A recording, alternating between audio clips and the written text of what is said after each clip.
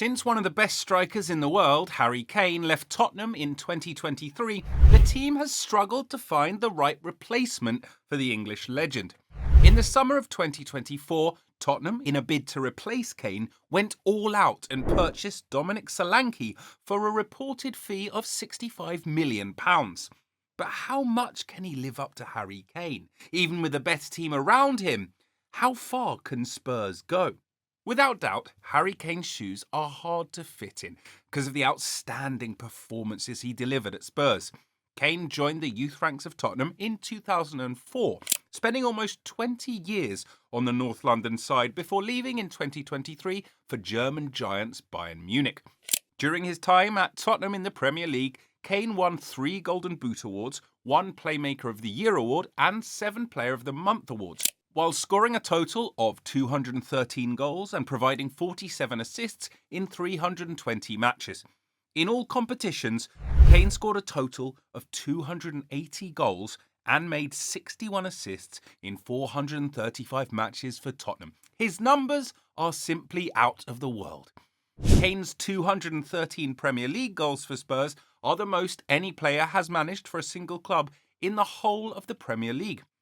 Additionally, in 2017, Kane scored 39 goals, the most goals scored in a calendar year in the Premier League.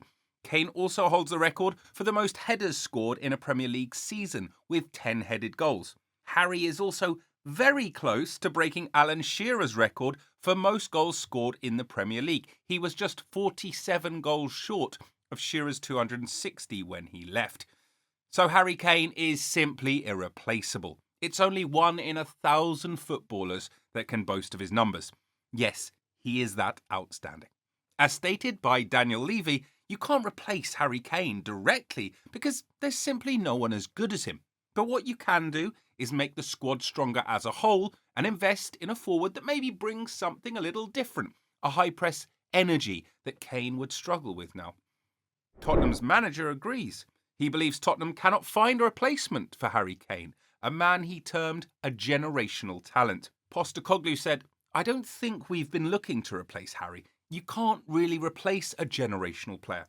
It's fair to say that's an area of the park, the front third, that we are looking to reinforce. We're trying hard to get the right kind of players into that area." Since joining, Ange has made Tottenham matches exciting to watch. This is exactly one of the reasons why he was appointed. Levy referenced his fast attacking style of play in the first sentence of his statement announcing the 58-year-old's appointment. Ange's style of play is said to be similar to that of Guardiola, and this has led to some claims that he's copying the Spaniard. He joked about this when he was asked about his utilisation of inverted fullbacks. "There's no secret. I'm just copying Pep, mate," he said.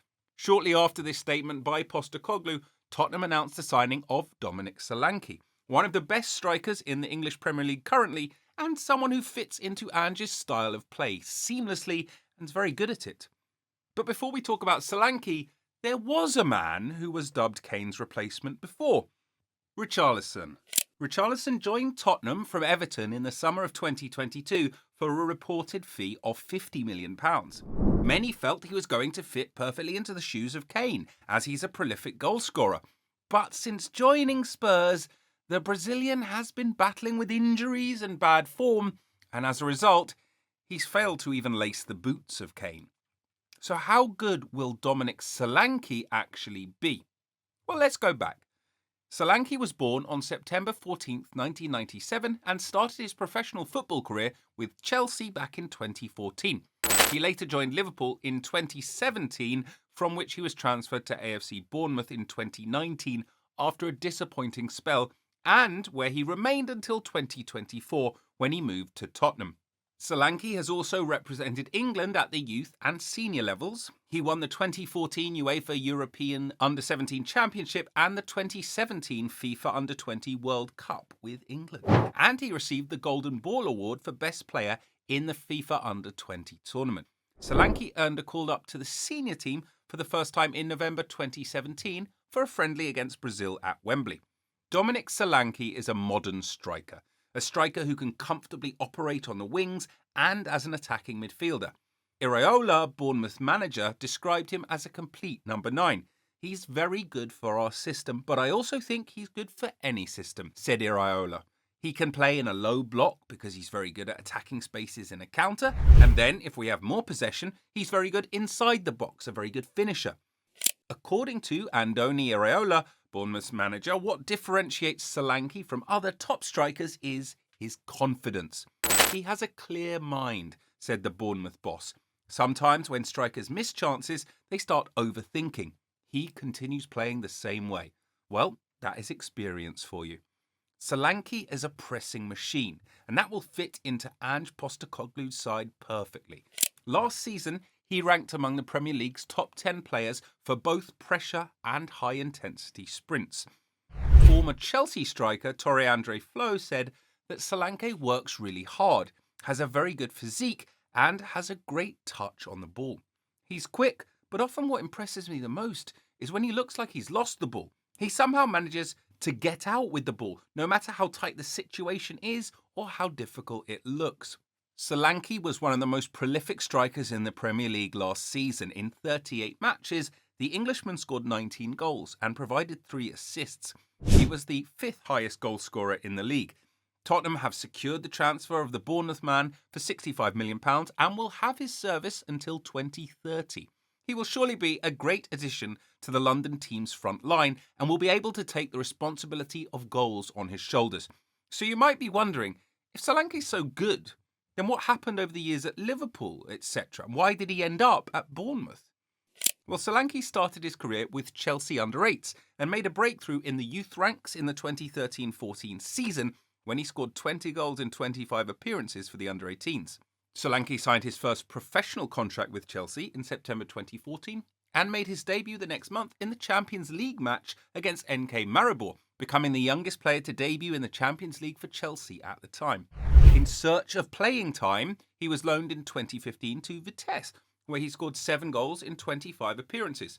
He returned to Chelsea for the 2016-17 season, but was the third-choice striker and didn't receive much playing time.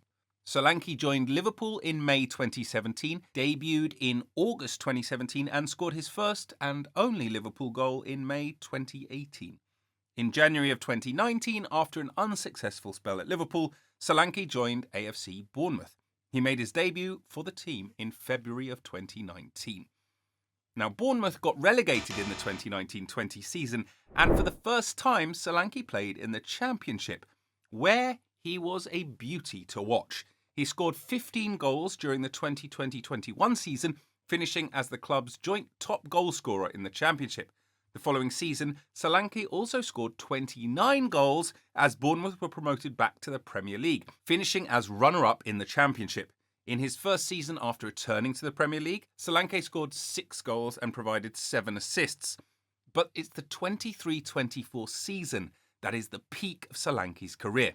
It's simply hilarious how a player can go from being untrusted in July 2023 to being one of the most prolific scorers in the Prem in December 2023.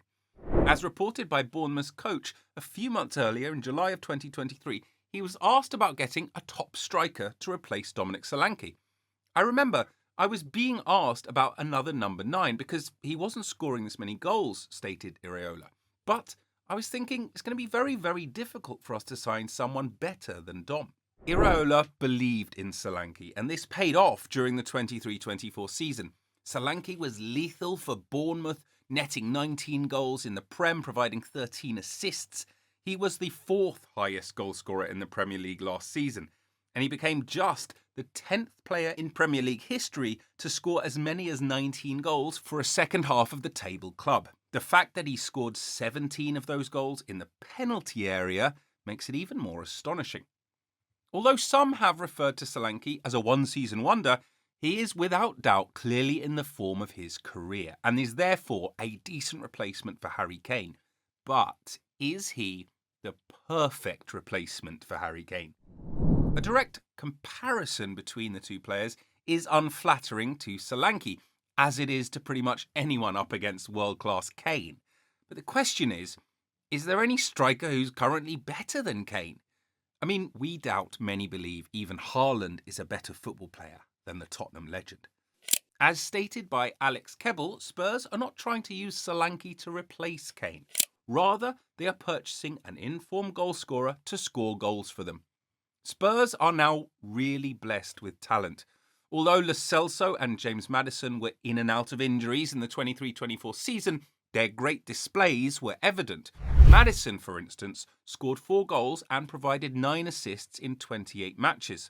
James Maddison is going under the radar slightly due to the injuries he sustained, but with him in the 10, he runs the games and adds that bit of quality that you need to win tight games.